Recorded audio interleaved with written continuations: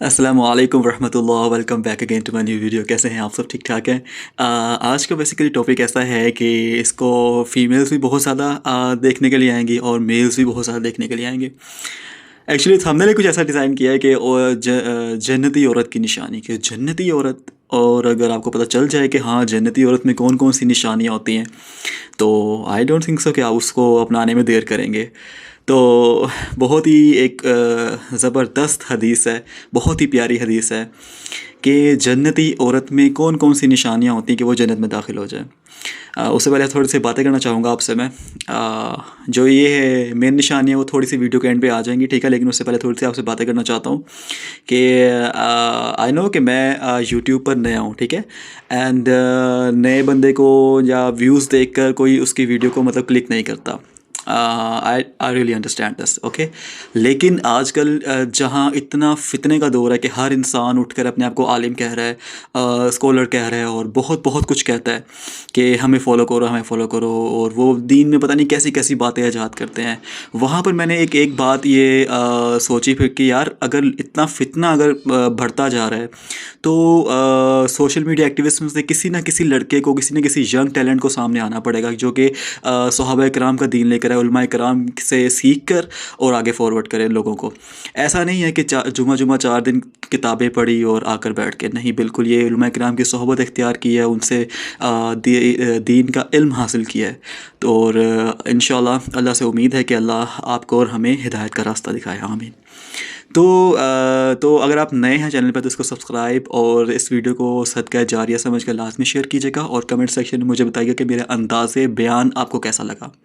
हदीसें इंशाल्लाह जो भी है ना वो बिल्कुल सही हदीस होंगी, उसमें वो कोई डाउट नहीं होगा, और जो भी मसले मसाइल होंगे वो बिल्कुल ऑथेंटिक होंगे, ठीक है।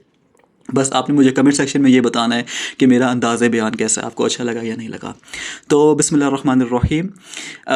आप सल्लल्लाहु अलैहि वसल्लम ने फरमाया कि जन्नती एक औरत अगर ये 4 काम कर ले ना तो वो सीधा जन्नत में जाएगी।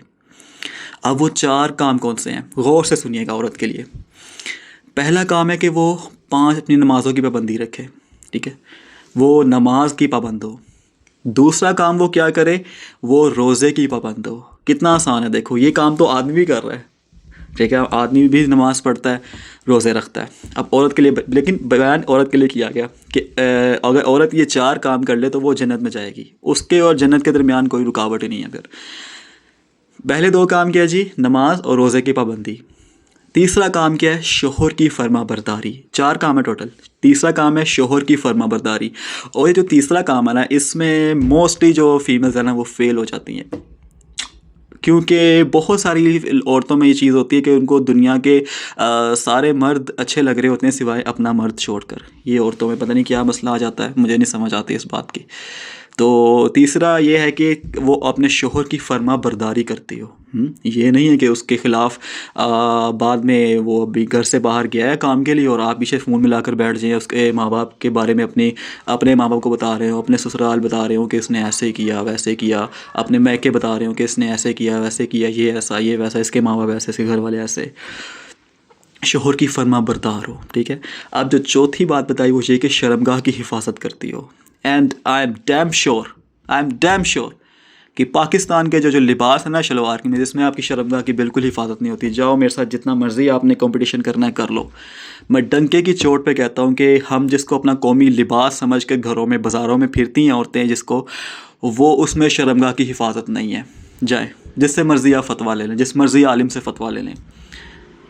जिस तरह की ड्रेसिंग हमारी अब हो गई है ना, फिटिंग और बारीक तरीन कपड़ा, इसमें कोई शर्मगाह की हिफाजत नहीं है। शर्मगाह की हिफाजत सिर्फ ये नहीं कि आपने ऊपर कपड़ा चढ़ा लिया। आप सल्लल्लाहु अलैहि वसल्लम ने फरमाया कि कुर्बे क़यामत ऐसा दौर आएगा कि औरतें कपड़े पहनी नंगी होंगी, कपड़े पहनी नंगी होंगी। अंडर इतना बारीक और इतने अल्लाह माफ़ करे कि औरतों को देखा जाता है कि इतना उनका बारीक लिबास होता है ना कि उनके अंडर गारमेंट्स भी नज़र आ रहे होते हैं, इतना बारीक कपड़े पहनी भी नंगी। ये औरतों के हालात हैं, और सिर्फ ये बाज़ारों के लिए नहीं है, घरों में भी आपको अपने भाई बहन के, अपने भाइयों के सामने, बाप के सामने, बेटे के सामने एक प्रॉपर ड्रेस में रहना पड़ेगा। इसका मतलब ये नहीं कि आप जैसे दुपट्टा वो है, आपने फिटिंग पहनी हुई है, जी बेहुदा सा माहौल किया हुआ घर का, नहीं। ये काम 4 कहने को, 2 पहले 2 तो बड़े आसान है, ठीक है, आखिरी 2 में आपके इम्तहानात हैं। अगर आपने आखिरी 2 पूरे कर लिए तो यकीन मानिए आप सल्लल्लाहु अलैहि वसल्लम ने फरमाया कि वो जैसे कि फिर वो क़यामत का दिन होगा और उसके लिए जन्नत के सारे दरवाजे खोल दिए जाएंगे, वो जिससे चाहे जन्नत में दाखिल हो जाए। ये इनामात है इन 4 कामों के। पहला क्या है? अपनी नमाज की पाबंदी, रोज़े की पाबंदी, अपने शोहर की फरमाबरदारी, अपनी शर्मगाह की हिफाजत, खुले खुले लिबास पहना कर जिसमें आपका जिस्म प्रोमिनेंट ना हो, ये शर्मगाह की हिफाजत है। पता ना चले कि अंदर मर्द है या औरत है, ऐसा लिबास आपका होना चाहिए। देखो मैंने मर्द होकर अपना लिबास चेंज कर लिया, मैंने पैंट शर्ट छोड़ दिया क्योंकि वो बेहुदा लिबास था, उसमें शर्मगाह की हिफाजत नहीं रहती, वो बेहुदा लिबास था। मैंने शलवार कमीज़ भी ऑलमोस्ट छोड़ दी है, शलवार कमीज़ में भी कोई आपकी शर्मगाह की हिफाजत नहीं रहती। मैंने अब ये खुला खुला लिबास पहनना शुरू कर दिया है। अल्लाह मेरा ये कबूल करे और हम सबको इस पर अमल की तौफीक अता फ़रमाए।